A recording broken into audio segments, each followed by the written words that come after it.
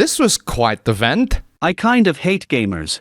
This comment is from a professional game designer, and they complained that the chat on the game showcases was disheartening. There are people saying woke or DEI the moment a straight non-white cis character appears. People say that some games are boring. They say that the MGS3 remake is not yellow enough. They say the right and wrong ways to beat Elden Ring, New Dragon Age not having a consistent tone, the fabled chick being ugly again. These are all just opinions. People share them all the time. I don't even agree with all of them. It's up to you to decide which one you think is valid or not. Don't let others dictate it. I don't know, it's just the internet magnifying negative voices, I guess, doing what it does best. But it's making me real tired of gamers.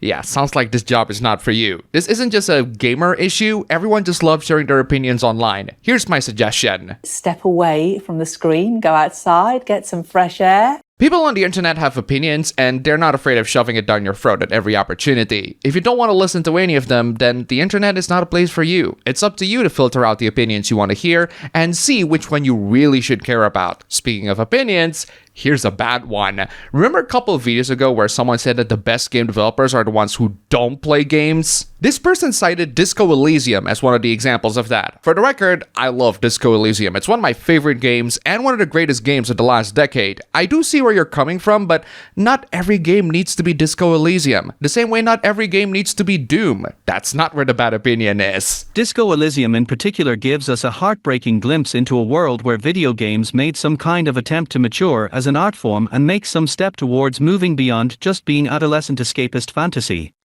Video games don't need to mature, you pretentious hack. If you think Disco Elysium is where video games have matured, you haven't played a lot of narrative-heavy games lately, like Planescape Torment or Katawa Shoujo. Won't see another game like it for a long time, I fear. That's when you are wrong, because we have Baldur's Gate 3. See? That's how you deal with a different opinion on the internet. You respond and disagree with it. It's not that hard. If you're a game developer and this hack thinks that your simple escapist fantasy is not mature enough, tell them to go shove it. But sometimes we don't have opinions. Sometimes we have questions. Here's a question for laptop owners out there. Who the hell buys a gaming laptop for school?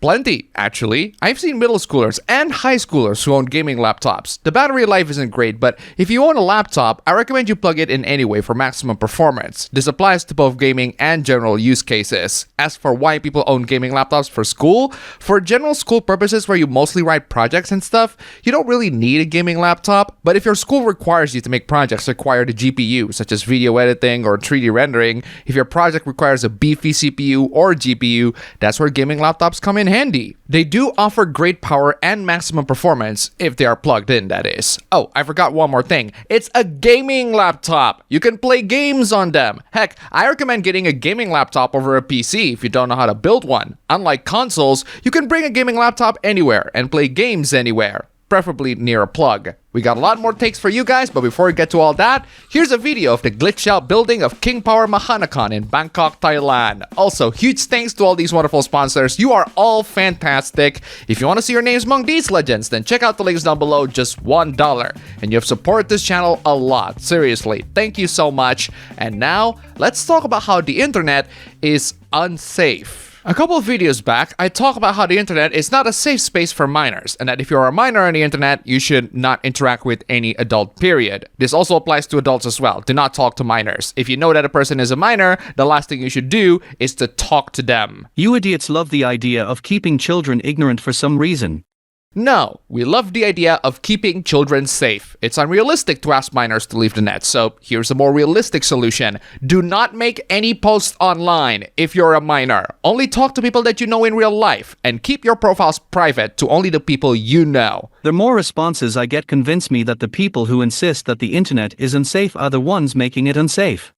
No, it's the opposite. Anyone who says that the internet is safe is the ones making it unsafe. Huge red flag to anyone that says that. The internet is not safe for anybody, especially minors. If you're a minor online, do not interact with people. Just keep it to yourself. People are dangerous. Speaking of something that is not safe for everyone, here's a not safe for everyone hoopla. Okay, this person is clearly joking, but I am being serious when I say this. Warning, you might not want to get caught seeing the following picture, so cover it up or something. Help! My dad walked into my room while I was working on a tweet, and my wallpaper. Okay, sorry, but...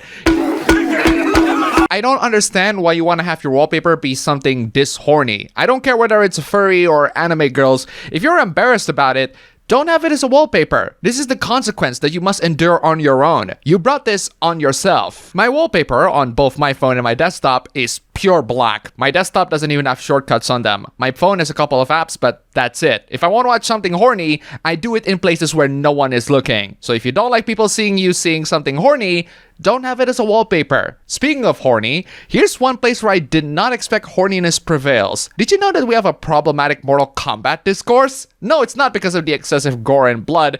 It's because the characters are being shipped with one another.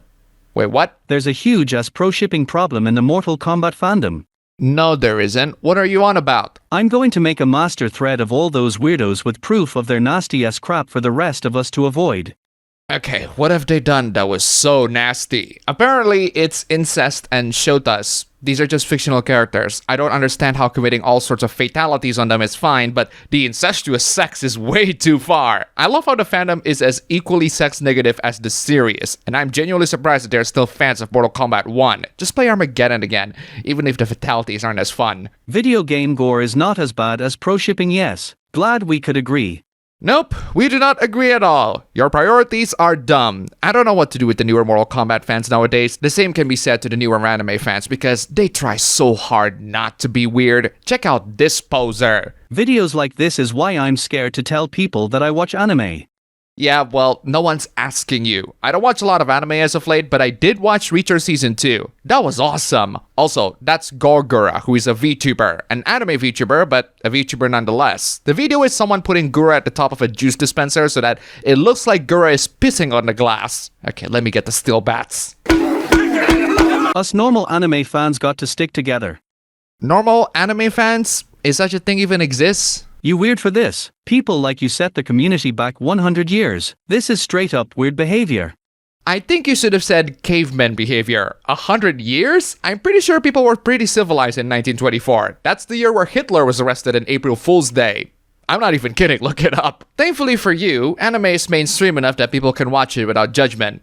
Nah, just kidding, we're judging you anyway. And finally, this is a hoopla featuring the internet's craziest mascot. If you're browsing Twitter X as of late, you might see this cute little thing pop up in your ads.